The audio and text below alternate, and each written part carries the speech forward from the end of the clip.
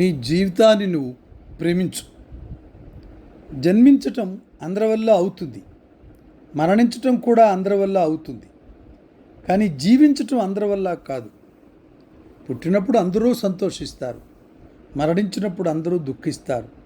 కానీ జీవిస్తున్నప్పుడు దుఃఖం, సంతోషం రెండూ ఉంటాయి.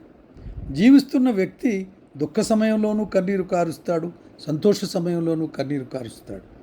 సంతోష సమయంలో దుఃఖిస్తున్నాడా, దుఃఖ సమయంలో సంతోషిస్తున్నాడా అని తెలియదు. జీవించటంలో ఉన్న మరో ఇబ్బంది ఏమంటే, జన్మించటం అనేది కొద్ది నిమిషాల్లో అయిపోతుంది, మరణించటం అనేది కూడా కొన్ని నిమిషాల్లో అయిపోతుంది. కానీ జీవించటం అనేది సంవత్సరాలు పడుతుంది. ప్రతి సంవత్సరానికి 12 నెలలు ఉంటాయి, 30 రోజులు ఉంటాయి నెలకి. 30 రోజుల్లో 15 రోజులు మాత్రమే వెన్నెల ఉంటుంది, 15 రోజులు తప్పకుండా చీకట్లో గడపాలి.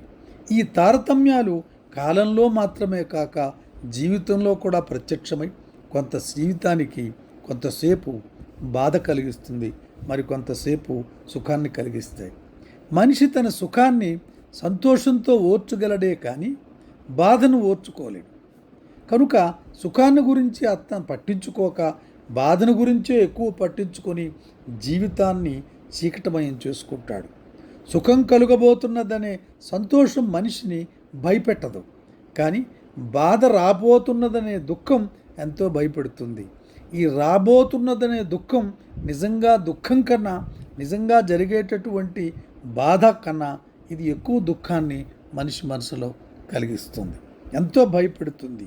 భయానికంటే మించిన బాధ ఏముంటుంది? అందుకే జన్మించటం కంటే, మరణించటం కంటే జీవించటమే కష్టమైన పని అని చాలామంది తాత్వికులు చెప్పారు. అయినా మనిషి జీవించటానికి ఇష్టపడతాడు. కారణం, 15 రోజులు చీకటి కంటే మిగతా 15 రోజులు వెన్నెలనే ఎక్కువ ప్రేమిస్తాడు. ఎక్కువ రోజులు వినియోగం కంటే తక్కువ రోజుల సంయోగాన్నే ఎక్కువ ప్రేమిస్తాడు. 10 గ్రాములు చేదు కంటే 1 గ్రామ్ తీపినే ఎక్కువ ప్రేమిస్తాడు. అయితే జీవితంలో సంవత్సరం అంతా బాధ ఉండి ఒక్కరోజు మాత్రమే ఆనందం ఉంటే ఆ సంవత్సరం బాధ కంటే ఒక్కరోజు ఆనందాన్ని ఆ వ్యక్తి ప్రేమిస్తాడు. బాధామయమైన ఆ సంవత్సరం అంతా ఆ వ్యక్తి ఎందుకు జీవించాడంటే ఆనందమైన ఆ ఒక్కరోజు నిమిత్తమే. ఇది జీవనవాదం. ఈ జీవనవాదానికి ప్రాతిపదిక, ఫౌండేషన్ జీవితాన్ని ప్రేమించటమే, జీవనాన్ని ప్రేమించటమే.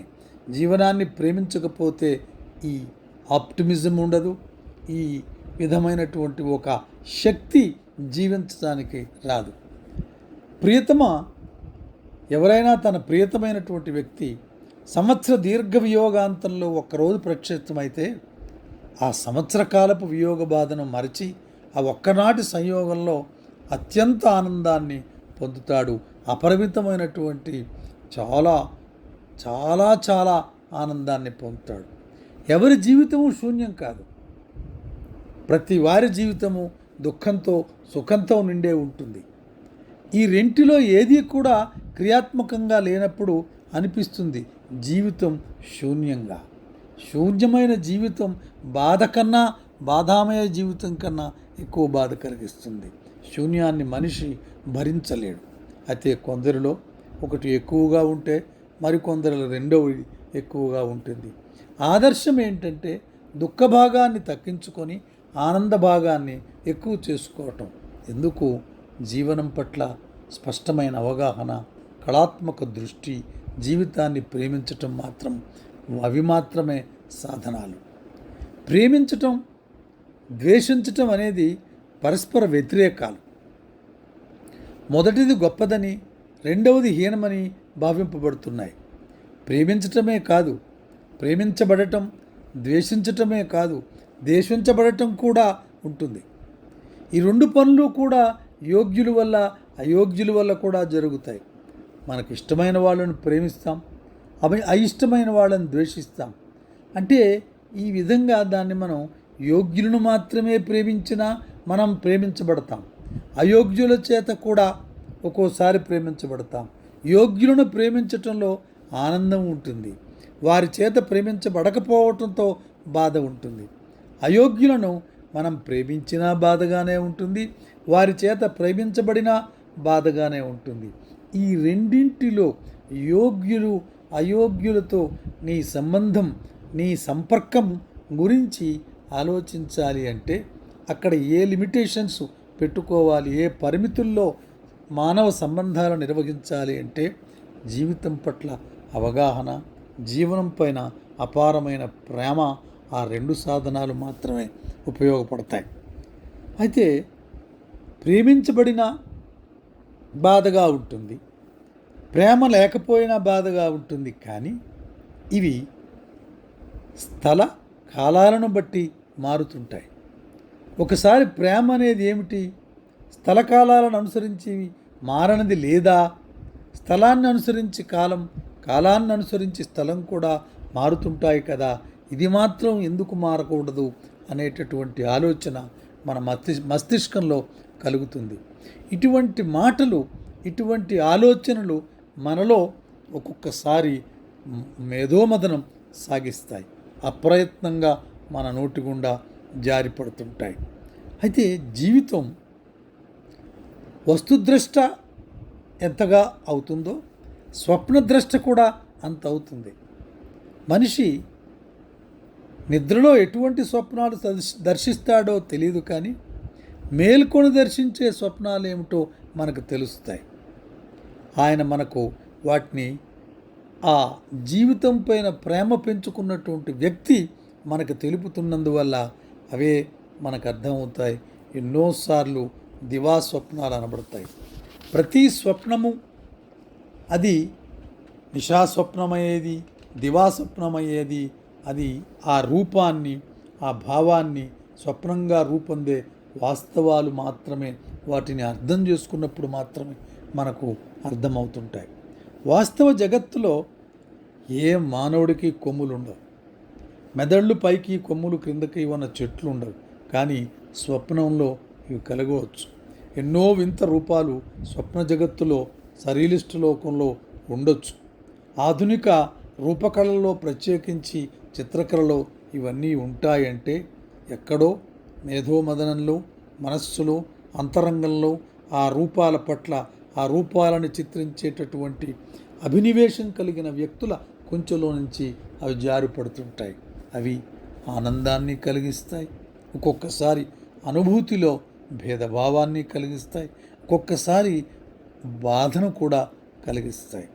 ఎన్నో చిన్ని చిన్ని మాటల్లో తాత్వికులు జీవితం గురించి చెప్పారు. జీవితంలో పతనం కాకుండా ఎవరు ఉండరు, కానీ ఒకసారి పతనమైతే వాళ్లకు తిరిగి లేవబుద్ధి కాక ఆ పతనావస్థనే సాగిస్తూ అందులో లేవలేక ఉండిపోతారు. ఇది ఆదర్శం కాదు.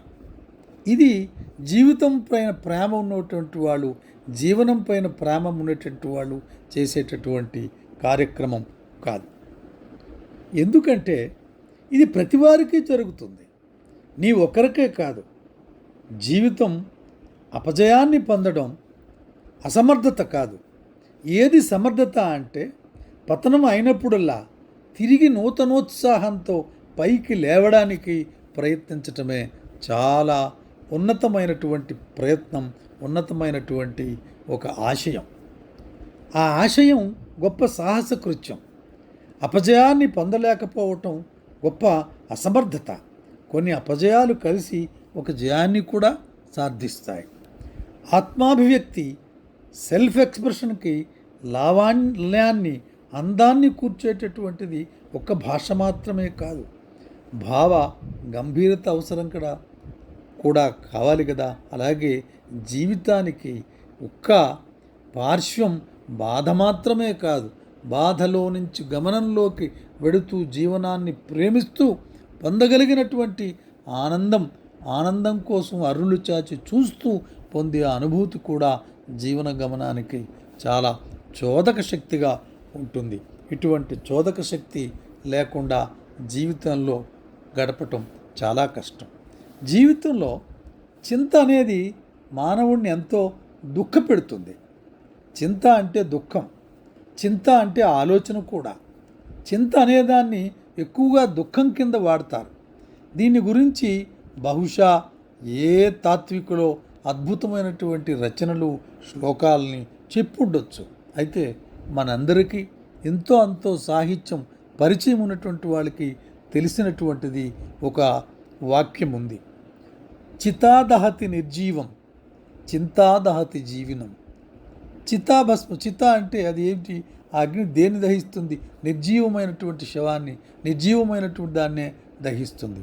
కానీ చింత అనేటటువంటి ఒక బాధ దహతి జీవనం, అది జీవనాన్నే దహిస్తుంది. అందుచేత చింతని దరిచేయకుండా, చింత అనేటటువంటి మనిషికి దరిచేరకుండా ఉండేటటువంటి గొప్ప సాధనం జీవితంపై ప్రేమ, జీవనం పైన ఒక స్పష్టమైనటువంటి అవగాహన. అయితే ఈ ప్రేమ అంటే ఏమిటో తెలియకుండా జీవనాన్ని మనం గడపలేం. ఈ ప్రేమతత్వం గురించి, ప్రేమ గురించి అనేక మంది తాత్వికులు అనేక రాసి ఉండవచ్చు. కానీ అవన్నీ ఇక్కడ మనకంత ప్రాధాన్యత కాదు. నేను మీతో ఈ వీడియోలో సోక్రటీస్ మహాశయుడు నిర్వచించినటువంటి ప్రేమ గురించి చెప్పి ముగిస్తాను. ప్రేమ అంటే సోక్రటీస్ మాటల్లో, ప్రేమ అంటే దివ్య సౌందర్యానుభూతి కోసం మానవాత్మ అరులు చాచటం. ప్రేమికుడు సౌందర్యాన్ని దర్శించటమే కాక దాన్ని సృజించాలని, శాశ్వతీకరించాలని, భౌతిక దేహంలో అమరత్వ బీజాన్ని ప్రతిష్ఠించాలని తహతహలాడుతాడు. అందువల్లనే స్త్రీ పురుషులు పరస్పరం ప్రేమించుకుంటారు. అందుకే తల్లిదండ్రులు తమ సంతానాన్ని ప్రేమిస్తారు. వారు కనేది కేవలం సంతానమే కాదు, నిరంతర సౌందర్యాన్వేషణలో తమ భాగస్వాములను, తమ వారసులను, తమ అన్వేషకులను కంటారు. ఈ మాటలు సోక్రటీస్ చెప్పిన మాటలు ఆధునిక మనోవైజ్ఞానిక శాస్త్రజ్ఞులు చెప్పేటటువంటి మాటలకు చాలా దగ్గరగా ఉన్నాయి. మరికొన్ని మాటలు చెప్పాడు సోక్రటీస్. ప్రేమ ద్వారా మనం శాశ్వతీకరించగోరుతున్న ఈ సౌందర్యం ఏమిటి? ఈ జీవన సౌందర్యం ఏమిటి? ఏ జీవన సౌందర్యాన్ని మనం కోరుకుంటున్నాం? అవి వివేకం, సచ్చీలం, ఆత్మగౌరవం, ధైర్యం, న్యాయం, విశ్వాసం. ఒక్క మాటలో చెప్పాలంటే సౌందర్యం అంటే సత్యం. సౌందర్యం అంటే సత్యం.